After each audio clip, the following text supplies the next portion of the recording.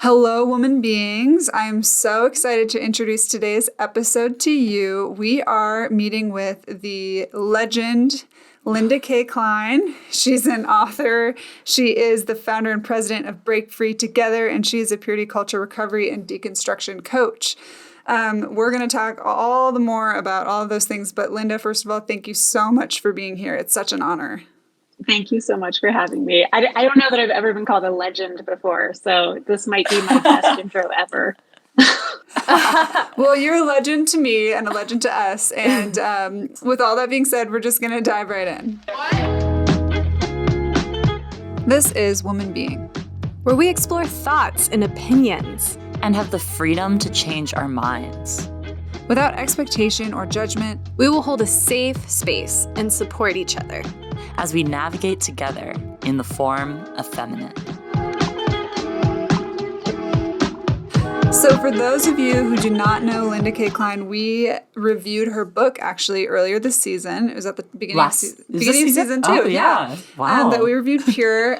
This book has been hugely impactful to me. I would highly recommend anyone to go back and listen to that episode if you want to hear more about Pure. But essentially, and Linda will tell us all the more information about this, but essentially she spent 10 years interviewing and researching purity culture and its effects, and wrote a book about it. And the findings that she brings forward are eye-opening and incredible. But I'll read the tagline again. I did this in our review episode, but I think it wraps it up nicely. It's inside the evangelical movement that shamed a generation of young women and how I broke free. And so definitely check out this book. Definitely check out that episode.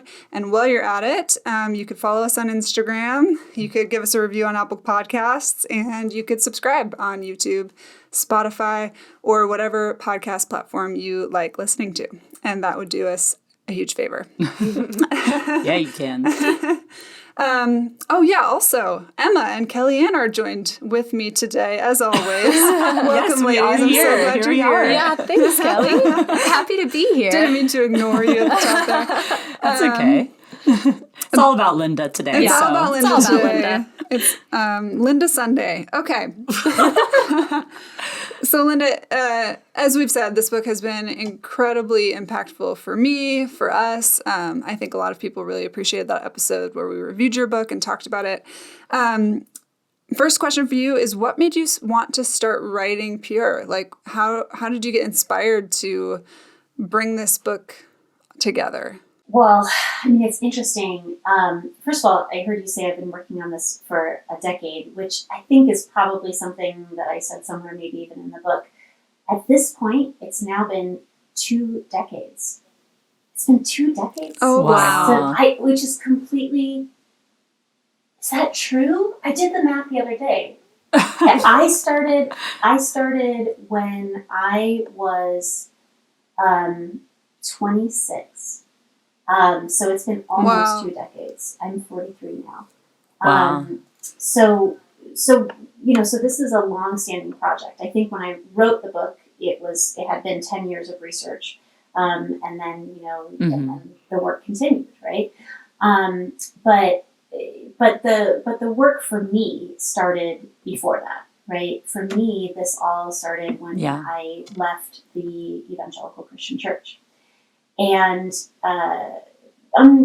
unaware at that point what exactly I had grown up in the evangelical church. I didn't recognize that there was such a thing as purity culture. None of us did. That word didn't exist, right? And I certainly didn't recognize that I had been one of the first adolescents to have grown up within it. This grand experiment,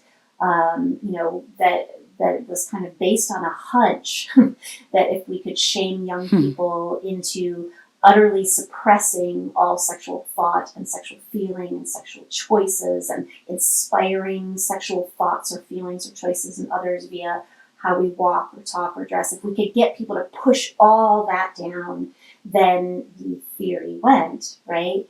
We would protect young people from the AIDS crisis that was going on, from the other STIs, from the teen pregnancy that people were really scared about at this time in the late 80s, early 90s.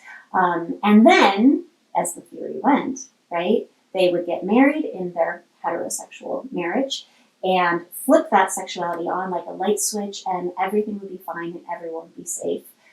And by the way, there would be no sexual violence because nobody would be inspiring, quote unquote, sexual violence by the way they walk or talk or dress, right? So the obviously highly problematic view of sexual violence that categorizes it as sex rather than violence. All this to say, here I was a 20-year-old, right, having grown up in this purity culture experiment, completely unaware, right? When I grew up in purity culture, I just thought that this was the way the world worked and that I was being taught truth, the way the world was, or at least the way that God wanted the world to be, and the way that if the world were, that everything would work out for the best for everyone. When I started to really doubt that and question that, broadly speaking, and especially for myself, and left the church though, I thought that I was going to be suddenly free, right? That I would be able to now live in alignment with the new perspective that I had on life and on my body and on my human sexual nature. And what I discovered is that actually the intensity of the experience that I had growing up in purity culture had so deeply shaped my sexual development at such a critical time, right? Adolescence is when we are developing our sense of our sexual selves, right? That though I no longer agreed with its teachings, I was unable to escape them. My body still reacted to sexual thoughts with anxiety, right? My body still reacted to even the possibility that I might consider having sex with my long-term boyfriend with fear so great that it became almost paranoid-like, right? My body still reacted to when I was able to have a positive sexual encounter with shaming and self-blaming and judgment afterward, right? And ultimately what I discovered was that though I was now in this secular world, right, I was not the same as my secular peers who had been raised in a very different kind of culture and a very different kind of community. And I spent, about 6 years trying to really work that out on my own.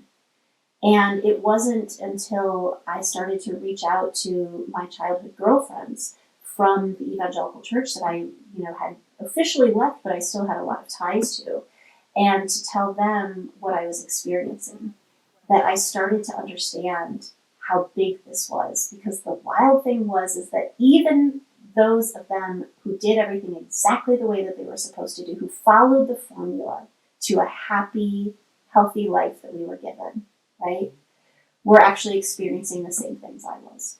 So many of us were plagued by an overwhelming sexual shame, fear, and anxiety that often manifest in our bodies in ways that mimicked PTSD, whether we were, still in the church or had left, whether we were single or partnered, whether we were,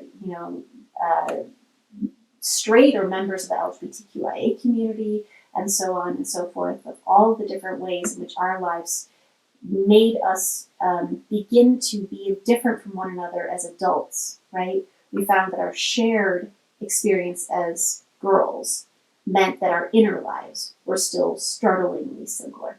Man. And that was the beginning of these 2 decades, almost, not quite 2 decades, right? But that's when the research started. The moment that I realized I'm not alone, right? And and then I said, how many of us are there? And the answer is a lot. Yeah. Well, and that was one of my biggest realizations reading your book for the first time, was realizing I was not alone was huge. And it was so important. And it sparked a lot of conversations between me and my husband, between me and my friends who had also grown up in purity culture. I think that's such an important piece of it. Is it's not just one off here or there. It's everywhere, especially in the evangelical space. And so that was huge for me. Yeah. Yeah. And one of the things that I really valued from your book is the fact that it comes from your own personal experience, but also has so much research behind it. It feels both like almost like a memoir, but also like a dissertation. And so I really liked that, because I think that sometimes, or oftentimes actually, like criticisms of purity culture get written off because it's like, oh, well, you're just XYZ and this is just your opinion, or this is just your emotional reaction. And you're like, no, I have all of this data and I have my personal experience and the experiences of all these other people. And so I think it's just such a valuable resource for sort of as a response to purity culture. But I'm curious, like as you were doing all this research, as you were diving into the ins and outs of the impact that purity culture has had on people, what were some of the really shocking things that you learned as you did these interviews and gathered this information, and maybe what was as expected, or like what lined up with your hypothesis as well? I mean, part of the reason I think I did so much research is this realization, am I alone, that we talked about. I needed to prove to myself that I wasn't making this up. Right. After a year, my first year, I went back to my hometown and I interviewed all the girls that I grew up with in my youth group first. That was the first project. Right. And then at the end of that year, I was like, oh my gosh, I think this is worldwide. Well, maybe it's just my youth group. Right. So then I was like, let me do some more. Right. And I feel like there was a lot of that throughout the process, a lot of like, a lot of that conversation within myself of, do I have an ability to see something that others don't see because I grew up in it, right? Or am I just seeing it because I grew up in it? And so the research went on and on and on, and over time, I think what really was shocking to me was that it really was as massive as as a part of me said, I know it is, right? This purity culture that we now talk about, that was powered by the white American evangelical Christian purity movement between the 1990s and the early 2000s, really intentionally became massive. Right. And ultimately was impacting pop stars in our country and shaping sexual education in public schools here and in countries around the world. Right. The reach of this movement and the number of people who have been touched is utterly mind boggling, given the fact that most of us didn't even know it was happening. Right.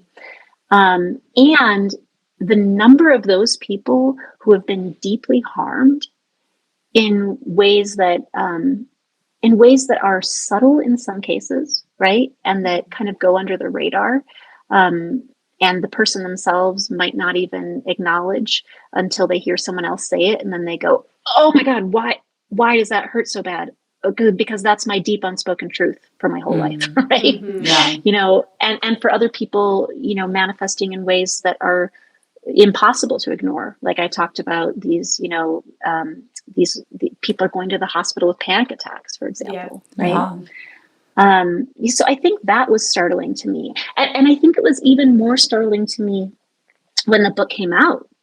And the flood, since the book has come out, the flood of people who have said, this is me and this is my story. And I didn't realize until I heard someone else tell their story. And that thing that happens where like someone just says something true for a moment and your whole body, something shifts and you go, like it's like a bell is ringing inside of you, right?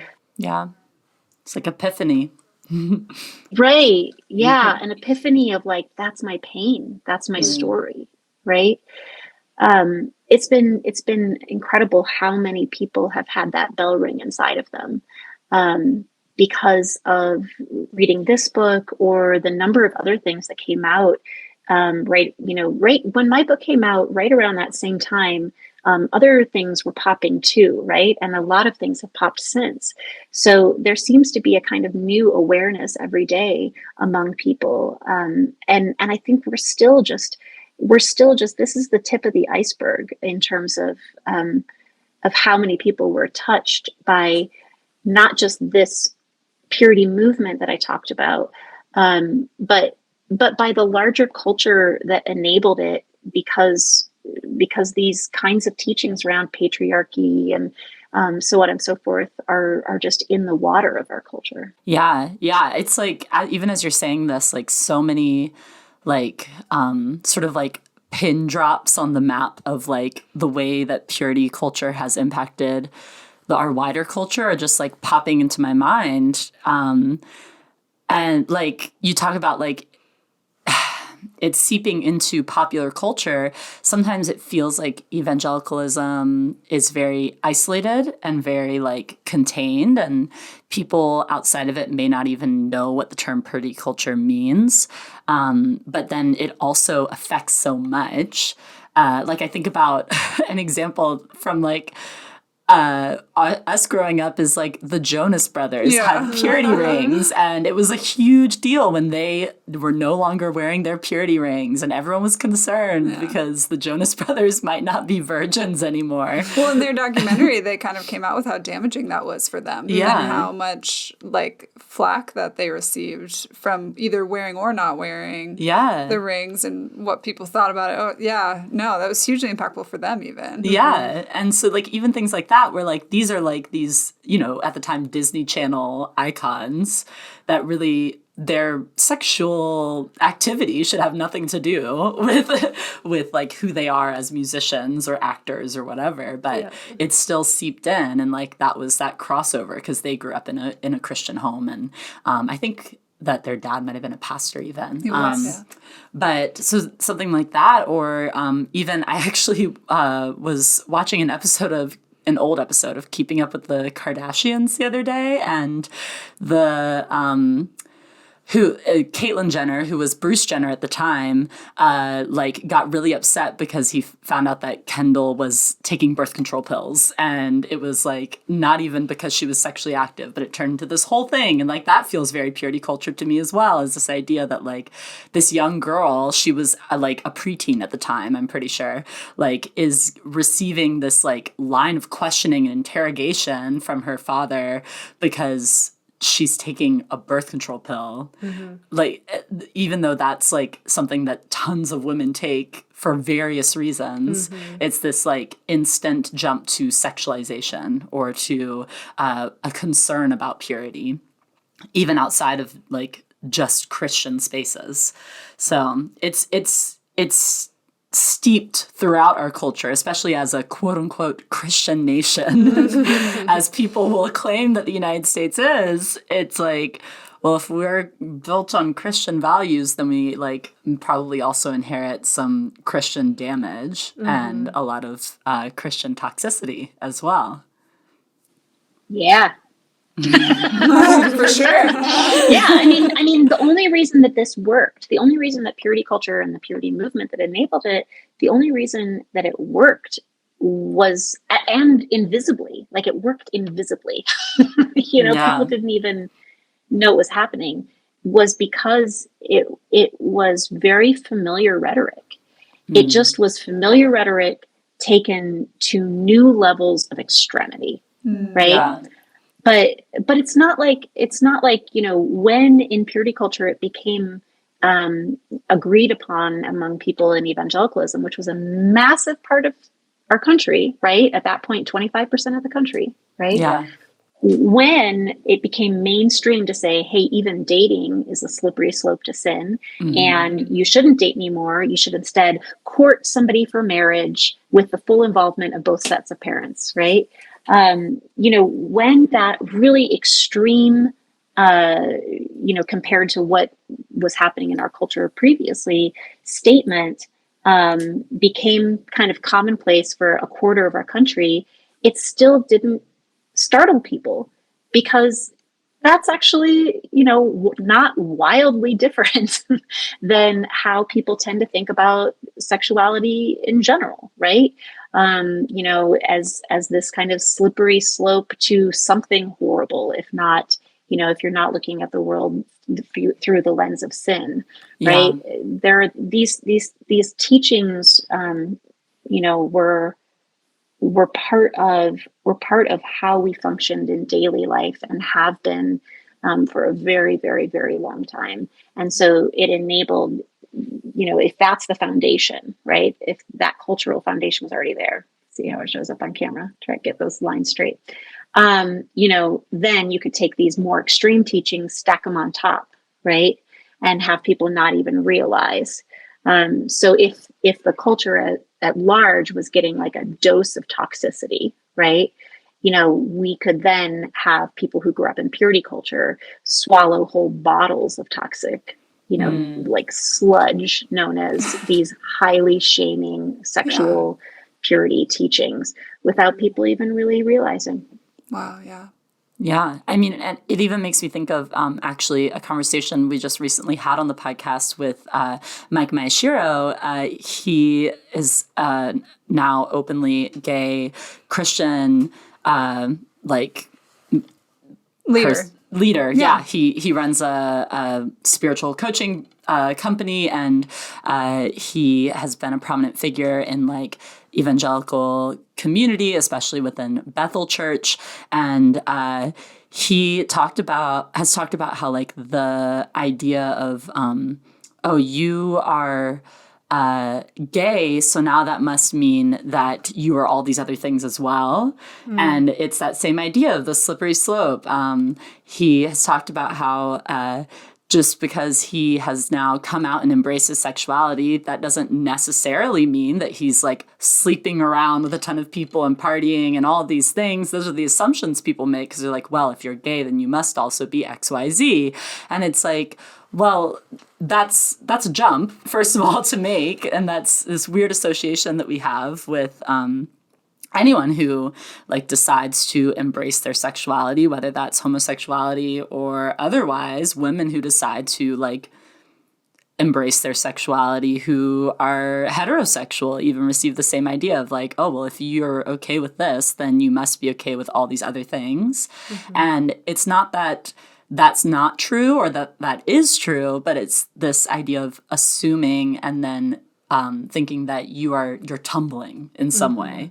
Like the slippery slope fallacy just like gets on my nerves, because the amount of jumps and assumptions that people make is it's not justified. Yeah. So one of the things that I really loved about Pure was that you did bring up things like the intersections of purity culture and homosexuality and gender, and even like colonialism, and the ways that purity culture spreads to other cultures, other countries, and also the way that it has impacted people across like the spectrum of sexuality and gender.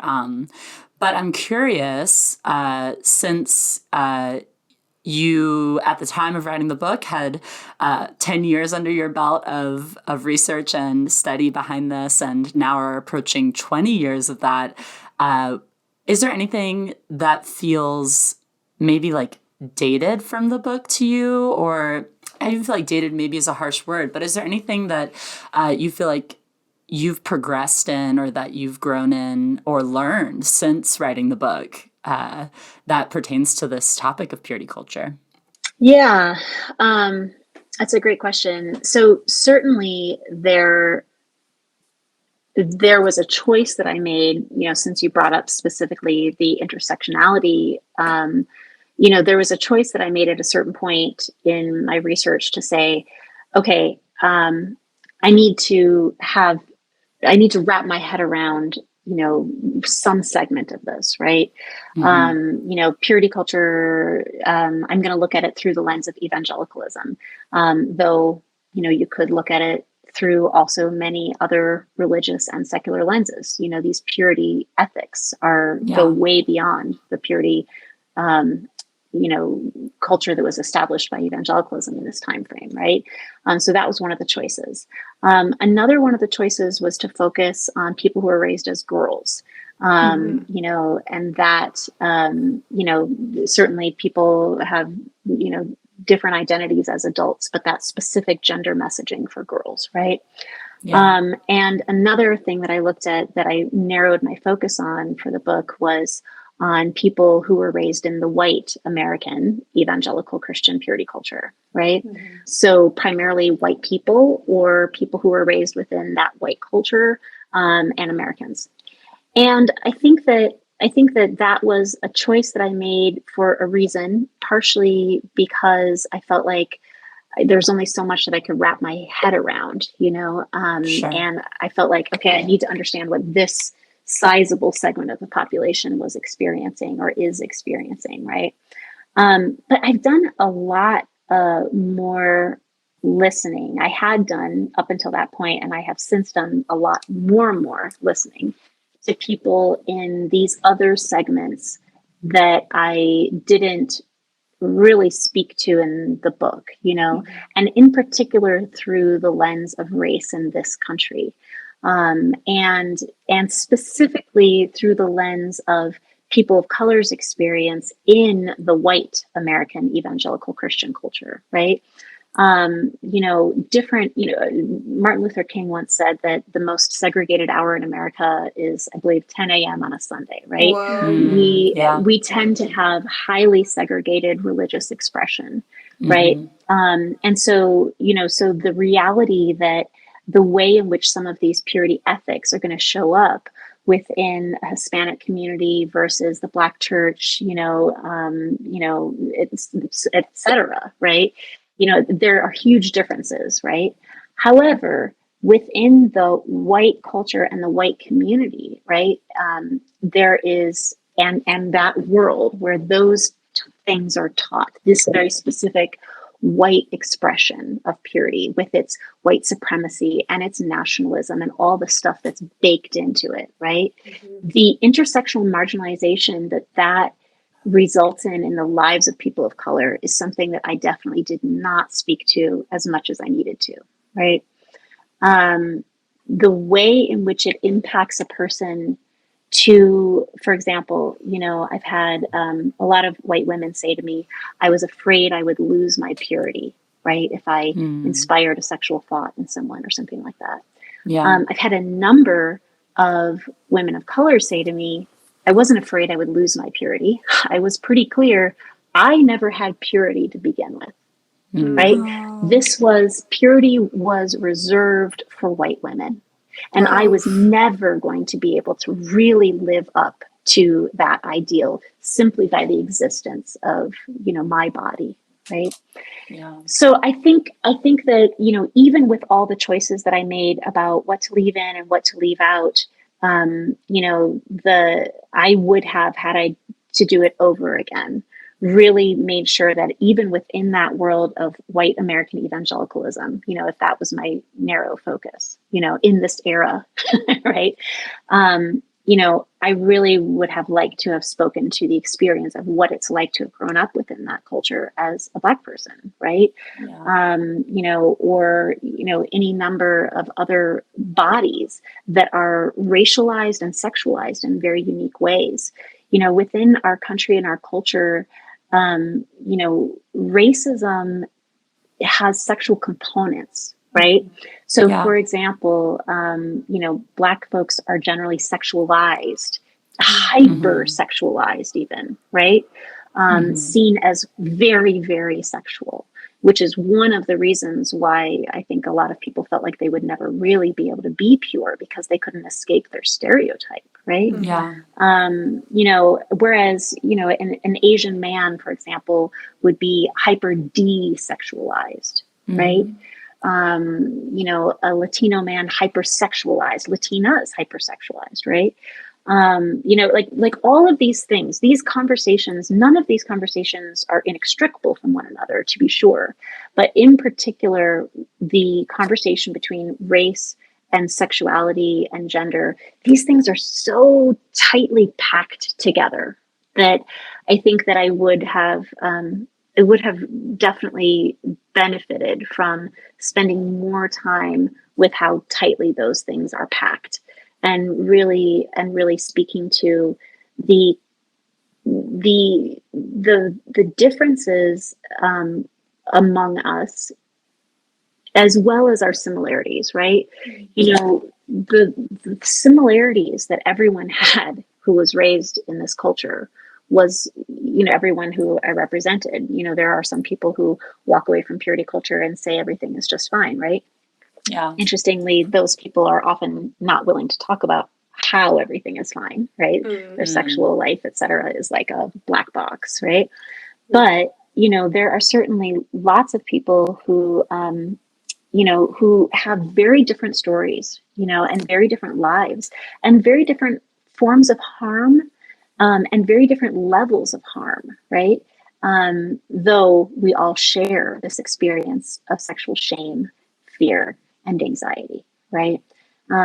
So anyway, that was a long answer, but what I'm trying to get at is, I think I could have done more to pull apart the differences, whereas, particularly through the lens of race and ethnicity. Yeah. I mean, I feel like we're all growing and learning constantly. Like there's things that we've said in our 2 years on the podcast that I look back and I'm like, I don't think that I believe that anymore. I don't stand behind what I said anymore. And part of the risk of putting something out into the public is that you will change your mind eventually, probably about something. And then you're seen as maybe a bit hypocritical, or as you had a blind spot or whatever. And like, that's obviously an extreme form of it. But, I also think there's so much value in you focusing in on one specific experience, because there was so much to write about that one experience, like there was so much in Pure, the book, that like was delved into, that if you had addressed all these other things, the book would be like 4 volumes or something. And so...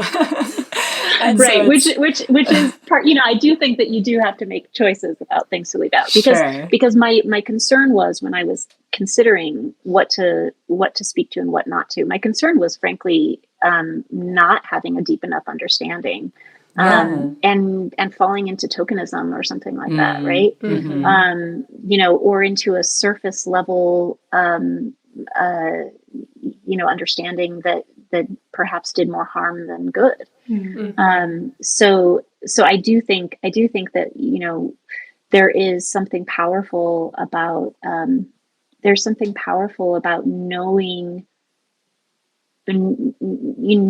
your blind spots. Like, so in the book, I think I spoke to I remember when I studied anthropology, there was a movement within anthropology at a certain point. Previously anthropologists would have been expected to be neutral, right? They're observers, they have no opinion, they have no history, they just see the truth, right? And at a certain point within anthropology, there was this shift where people became more cognizant of the fact that there's no such thing, right? And you have to actually state, like, here's the culture I come from, here's the world I come from, here are my limitations, right?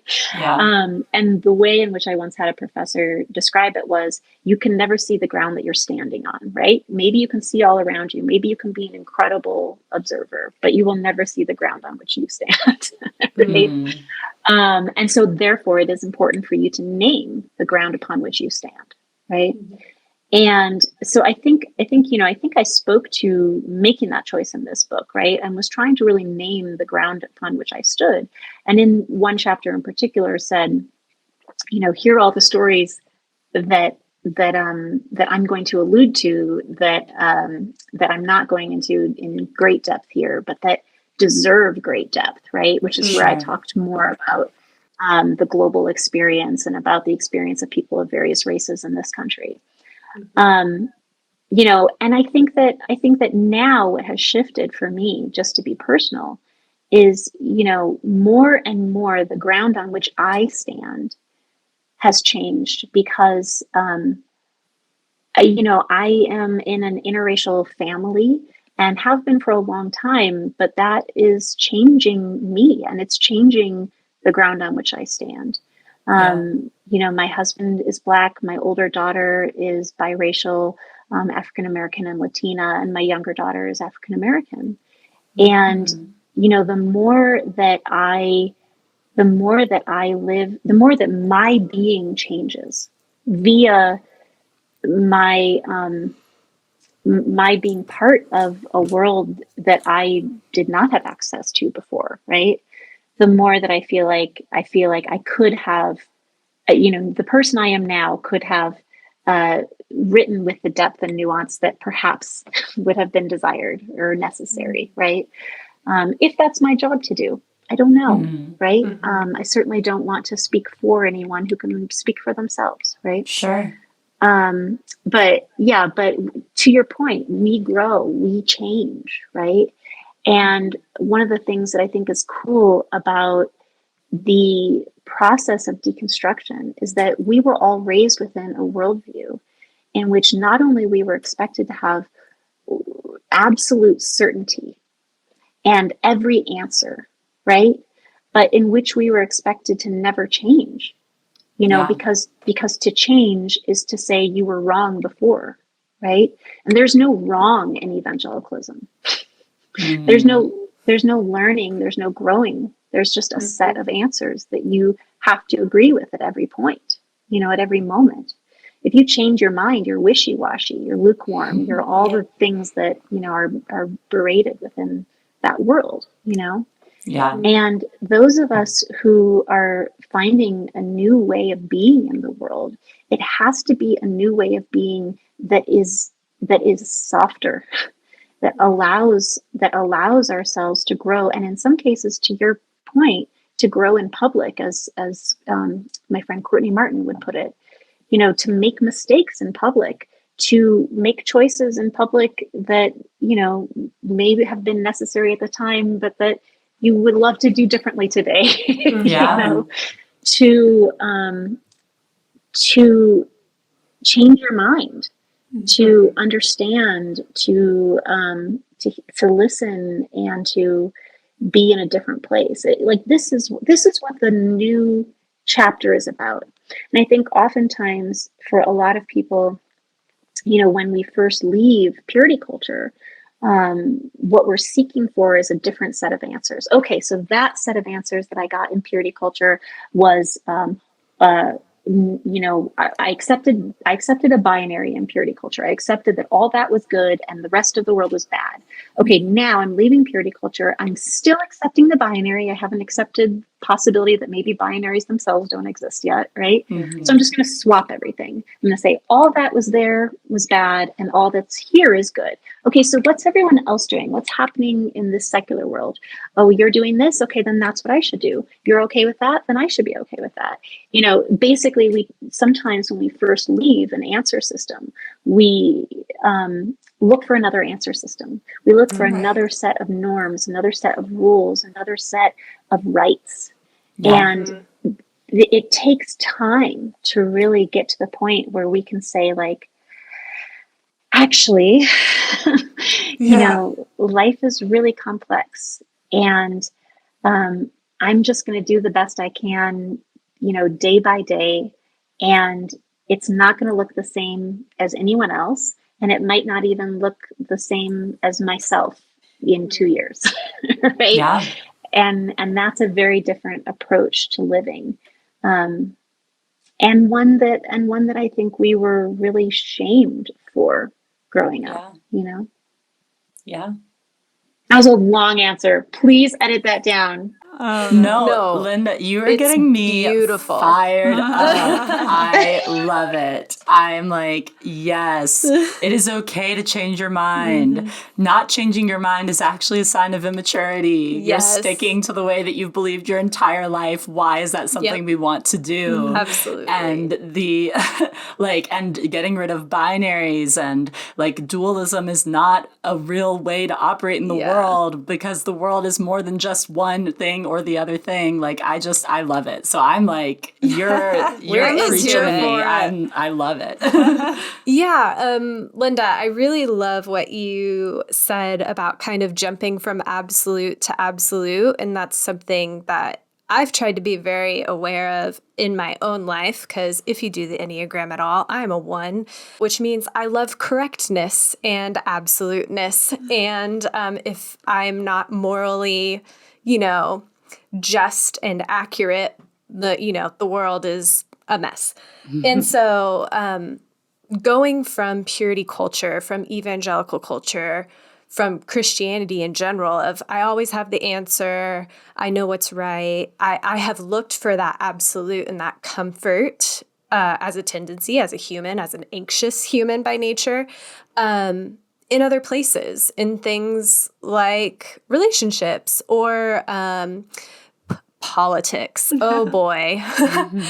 Our nationwide modern religion, right? Which, I mean, I've deconstructed a lot of that as well, as I've deconstructed from my Christian upbringing and conservative upbringing. And I think that's just something that's really good to be aware of in general. As humans, we crave stability. And that isn't a bad thing inherently, but being okay and at peace with the gray and a little bit of the process and the journey. And, like Emma was bringing up, getting rid of binaries, being okay with changing your mind, even though it feels wrong at first, right? Because the process of changing your mind, I feel like you outline this beautifully in the book when you talk about the cliff. Yes. Right? Yes. Yeah. Yes. It feels wrong at first, right? Like, you're like, I know this is good, but everything in me is telling me it's wrong. And there's almost like a cellular level of forgetting and redemption and moving out trauma. And that, in my opinion, is the greatest form of self-advocacy. Anyway, so I love what you said about that. You're very eloquent and well-spoken, and I'm like, I'm ready for that 4-volume edition of Pure. I will buy all of them. I am also ready for that. And along those lines, there's obviously the evangelicalism would like to hold to these, tenets of absolute truth that they purport and that they teach people to believe. And so obviously the contents of Deconstruction, of books like Pure, are going to kind of oppose the common narrative that the majority of Christian thought leaders have held for hundreds of years. And I'm curious, how has that reaction, or how have Christian thought leaders reacted to your book, to some of the new ways of thinking and the deconstructionist thought that you've brought to the table, and what has that been like? Well, I mean, one thing that's really interesting is that I find that many people find it impossible to deny that purity culture was harmful at this point. Even people who are front and center, evangelicals who would stand by the ethics of purity culture still, right? Can't deny the level of pain that is surrounding them, that is represented by people who were raised in this movement. So what I often find is that, folks who are still within this conservative culture, there's a yes, we do see the pain, but, right? And often the but kind of comes around, but these are still the fundamental ethics, right? We still believe in a rule system And that set of rules still includes not having sex before marriage, for example, right? The leap that I would love to see people make from a rule-based sexual ethic to a values-based sexual ethic is harder for folks who are still within this dualistic answer system to embrace, right? Because a values-based sexual ethic is fluid, right? It's contextual. It's something where the answer isn't always going to be the same. So, for example, if somebody identifies that their values are, I want to feel like I am respecting myself and I am respecting, anyone involved in my sexual life, or, like, let's just take those two ethics as examples. Someone might come and say, is it wrong to have sex outside of marriage? And I would say, well, what is the particular context of the particular situation that you were asking about, right? Now, if they say, well, I want to have sex with someone who is married to someone else and the other person doesn't know, then when we look at that context through the lens of respecting everyone who's involved, maybe the answer is, in this particular case, yeah, maybe it's not ethical according to your values, right? But if the person is single and so are you, and people feel no one's being coerced and so on and so forth, then maybe the answer is yeah, this aligns with your ethics. But the idea is that you take the context of the situation and you assess choices via the lens of your ethics, and your ethics are not necessarily going to be the same as someone else's ethics, right? But what you're doing is by doing that, you're baking in a reflection process that is, quite frankly, often lacking in sexual decision making, because so many of us, whether or not we were raised in purity culture, have internalized so much sexual shame and so much sexual taboo that we just don't talk about stuff, not with any nuance, right? And we kind of fall into things sometimes, right? Because we're not taking the time to reflect, because reflecting on sexual things, right? Like everything inside of you is like, don't look at it, right? Just let the passion lead you wherever it leads you, or whatever it is, right? Or let the shame lead you, or let, whatever you're going to allow to lead, so you don't have to look and you don't have to lead, right?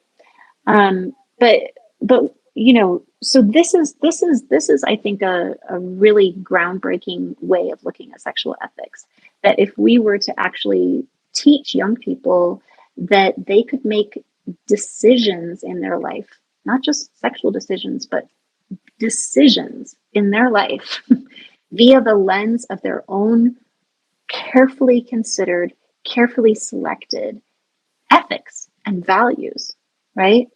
Including sexual decisions, right? We would have more thoughtful, more reflective, more careful, more mindful, adults. And we see that in business. There's a movement to teach business leaders how to make values-based decisions. It doesn't come naturally to everyone, right? Even adults have to learn, okay, before I make a business decision, can I use my values to determine which choice I want to make, right? So if we were to really teach that to young people, about all decisions, and including sexual decisions, I think it would be a really beautiful shift in our society and in our world. But that is really taboo for a lot of folks who are still within a culture that believes in rules and answers and absolutes, and doesn't want to hear about context, right? Because there's a sort of one size fits all kind of approach to sexuality, certainly, and to a certain extent to life, that is hard for people to break. Yeah, and I think we've talked to a lot of the discussions around purity culture sort of deny any space for conversation about emotional intelligence and mutual respect and consent and things like that. And so we were talking just recently about how oftentimes the church will blame premarital sex on any marital issues afterward. But we'll blame premarital issues on premarital sex. Well, or marital issues. Yeah, marital issues on premarital sex. Like, oh, well, one of you had premarital sex, and so trust was broken or whatever. And oftentimes it completely denies the fact that maybe the reason trust was broken is because consent wasn't fully understood in that conversation. And so one person took advantage of the other. Or even people who do wait up until marriage now are trying to walk into a marriage and they don't have that sort of mutual respect understanding. So there's a lot of, I would say, general ethics that kind of just get forgotten. Like, we don't talk about ethics in the church. We talk about what's right or wrong. And like the principles that guide them are not always at the forefront. And I would say are rarely at the forefront. Yeah. So, Linda, one of the things that really impacted me in the book is all the way at the end. I cried many times throughout reading your book, but probably the most towards the end, because you're having this conversation with your mom. And I mean, how sacred are our relationships with our mothers, but also so complicated. And you really end the book with you and your mom having mutual respect, but not really being on the same page. And I'm just really curious, like, has that changed at all? How has that evolved? Do you feel comfortable speaking to where you guys are at now? Yeah, that was one of the most meaningful parts for me personally in the book too. You know, and I think, you know, you said it well, right? These relationships with our family, even for those of us whose families are very problematic, right? There's so much held in them, right? And I think for a lot of people that ends up being a chapter that really speaks to them, because what we're doing when we challenge the things that our parents, and in my case, my mom, gave as what she thought was a gift, right? You know, is we're separating from a person who, whether or not we feel like we want to be close to them as adults, a part of us, right? That child, that inner child still yearns for their closeness and their approval, a closeness that really only comes from many people when you feel like you look at the world the same way. And I love my mom. And it was really, really hard to contend with separation from her via the lens of looking at the world differently, right? I really wanted that to not matter. And it really stood in this big block between us for a really long time.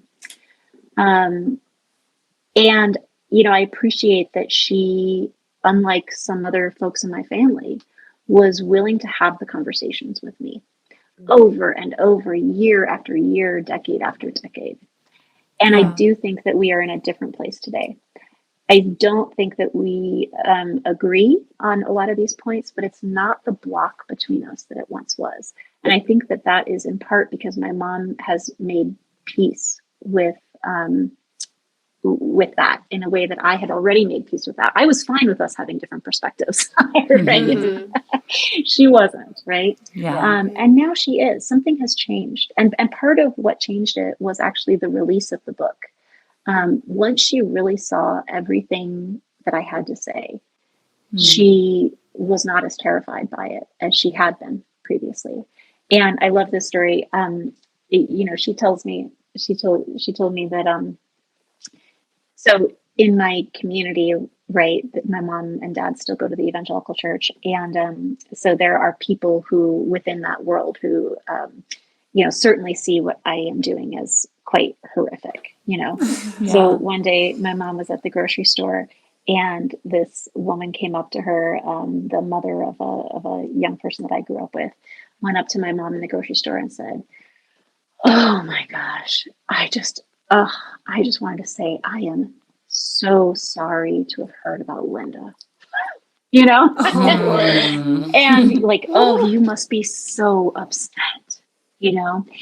And my mom told me this story, like she was so proud of herself, right? And she said, and I said to her, "You know, I don't agree with everything that is in Linda's book, but it's not that bad."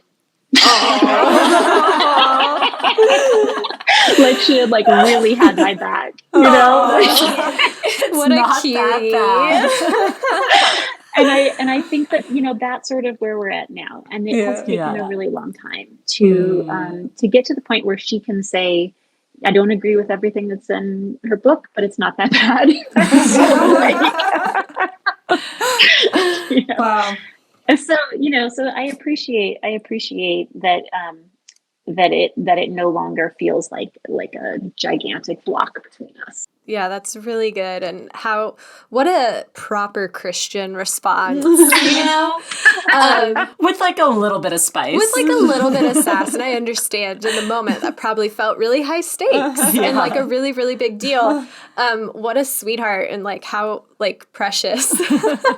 And I love that you guys have been able to like work through some of that. I think that is some of the things I'm navigating now in my own life. And to see someone like you and be like, "It gets better." I'm like, "Oh, okay, it gets better." Yeah. That's really reassuring. Keeping discourse open, Yeah. I feel is so essential. Like, If the person is willing to do it with you in a respectful way. Yes, for sure. absolutely. Like, I just think that's so precious and valuable. Like, I actually think about a guest that we've had on twice actually now. Her name's Megan Shant. She runs the podcast Faith and Feminism, and she's talked a lot.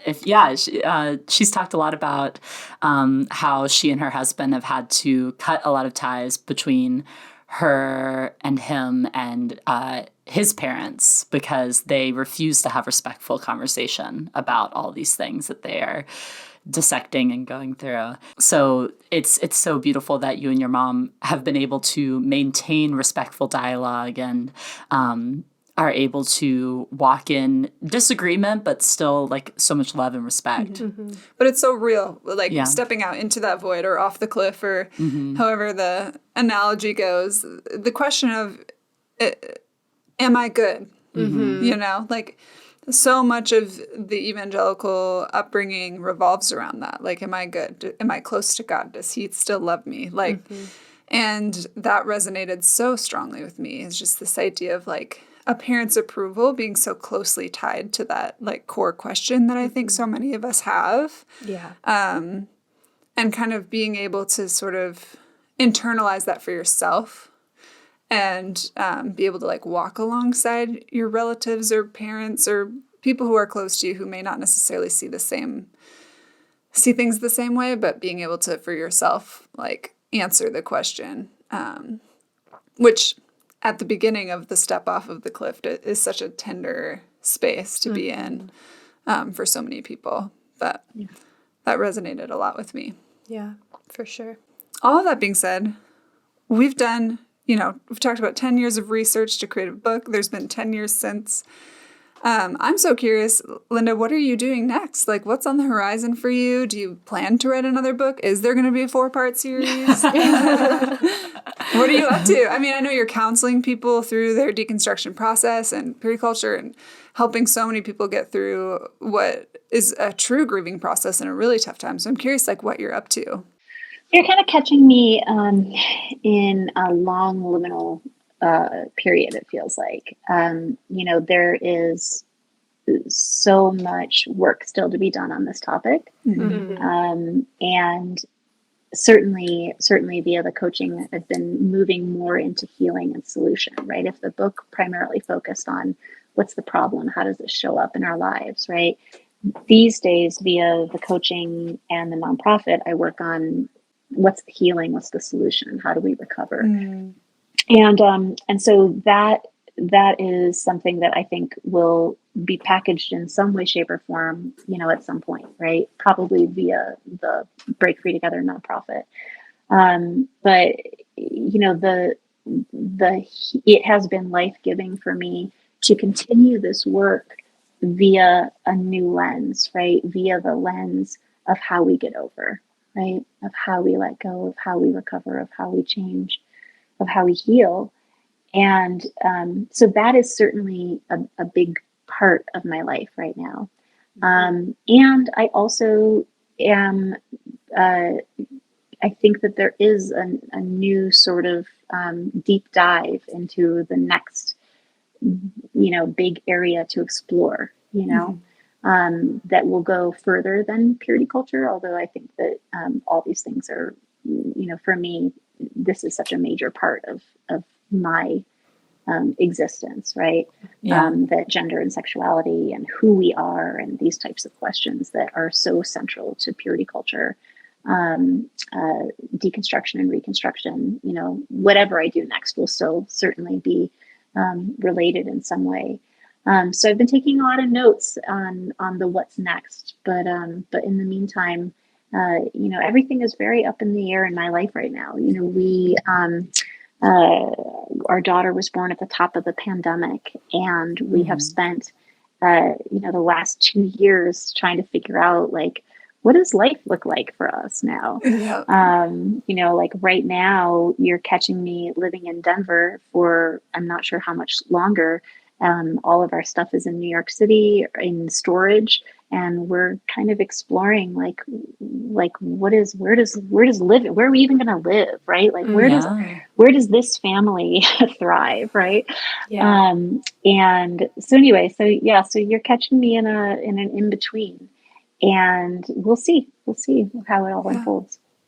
I love that. And I love just the continued process of healing. And I think that's kind of the next step after Pure is we sort of deconstructed all of the things that we grew up understanding to be true and maybe didn't have words for, but Pure kind of, lines it out so specifically. And then the next step of that is okay, we go through the grieving process and we start a journey of healing, and we find how to get outside of that dualism, instead of flipping the switch and hating the church and loving everything else. We're finding that space where we can see the good and the bad in all things. And it's a long, complicated, beautiful process, but keep us posted. Yeah. I will. You got it. Yeah. And I definitely think that there's a lot of juice, in this process of what is life, on the other side of an answer system. So yeah, lots more to dig into there. Love that. So I wanted to give you some time to, before we close, because I know we're running out of time, to answer the question that we ask all of our guests. It's open to interpretation, and those who listen to this know this question well. But for you, Linda, what does the phrase woman being mean to you? One of the things that strikes me when I hear that question is how much as a girl I disliked the word woman. Wow. I don't know if you all felt that way, but I feel like I learned growing up that to be a woman was a bad thing. Girls were talked about as sugar and spice and everything nice, right? We were sweet, we were non-sexual, we were, not causing problems. We had this lovely childlike naivete and charm and charisma and playfulness, right? And women, I felt like, were really talked about via what I now think was probably how people were describing feminists, right? I remember thinking a woman was the thing with the big shoulder pads and the brash insistences and the weary eyes, right? And I remember growing up feeling like I wanted to remain a girl. And probably prolonging my girlhood longer than was appropriate. I remember, my friend and I, and a lot of my friends from the church, I think, experienced this. I call it eternal girlhood, right? A lot of us growing up within my youth group were like, blowing bubbles in the park as teenagers, right? And like there was this sort of like grasping at the last remnants of good, Wow. like, let me hold on to this stage of life in which I am not the horrible thing that you despise and that I have learned to despise, right? Yeah. By like, playing in a sandbox when I'm far too old to be, right? Or Yeah. whatever it is, And then I got really, really sick, and you all read the book, so you know this. But I got really sick my first year of college, and was, over the course of a year and a half, underwent a lot of surgeries and nearly died many times, and had an ileostomy bag for a year. Which, if anyone doesn't know what that is, it's when your intestines literally stick out of your body, and you attach a bag to catch all of your waste. And like for a year, right? And the stories, I could write a whole book just about that era, right? What it is for my, to be deconstructing, and for my sexuality to be budding while also having an ileostomy bag. Yeah. But my point is this, like, I had experienced some tough stuff in my life up until that point. But in that year and a half, I felt like I grew up in a way that was irreversible. I had seen hardship, right? In a way that so many people couldn't understand, right? And I remember having this realization, like, oh, I'm an adult now. Like, I'm a woman now. This is what it feels like. It feels like having seen and having been and having survived, right? And being weary and being wise and knowing things, right? So that was for me a really important part of my deconstruction. It was the deconstruction of what it meant for me to be a woman. In that moment, I went from thinking that being a woman was something that I should avoid at all costs to feeling proud and strong and solid that I was a grown ass adult, and that a lot of the guys I was, surrounded by, who were supposed to be better and wiser and leaders and et cetera, they didn't know, I had been through things that they couldn't even imagine. And a lot more in my life too, that I don't talk about in the book. I was in that moment claiming that I was something stronger than the girl I tried to be. And I could try to deny that as long as I wanted, but it wasn't true. And I wasn't going to try to deny it anymore. Like, this is who I was. I was a woman now. Wow. Thank you so much for sharing. That is such a lovely picture of kind of embracing woman being, stepping into her fullness, and all the pieces of that. So, I just love your interpretation of that. Yeah. And like the idea of reclaiming a term that was formerly tainted or soured by all of these negative connotations that come with woman or feminist or whatever. That's really beautiful. And the grit. The grit that comes with being a woman. Like, I have seen shit that these men could never imagine. So step off, calm down. And I think there is a good lot luck of that trying too. to lead. Good luck trying to lead me. What have you seen? What do you? Oh yes, I love that. Like, big quotes on a T-shirt. Need it now. That was really good. That's amazing. So, as we close, Linda, I wanted to give you an opportunity to share any resources that you, to first of all, plug away your own Instagram account or ways that people can find you, hear from you, and then also any resources you'd like to share for people who are deconstructing purity culture or in the deconstruction space or any of that. Well, certainly if you're interested in coaching or in getting involved in Break Free Together, you can find that on my website, which is my full name, Linda K. Klein, K-A-Y is my middle name, .com. Yeah, I mean, it's interesting because I feel like at this point there is so much out there that I get a lot of requests for resources that where people will write me and I'll be like, well, what are you dealing with, right? Because there is such a spectrum of things out there that it's hard to say exactly what's going to be useful for each person. Probably the most useful book that I recommend for people when they're exploring sexuality coming out of purity culture is Come As You Are, which I think is an incredible resource and tool, especially if you were raised in purity culture, but not exclusively if you're raised in purity culture. So that's probably the book that I recommend the most often.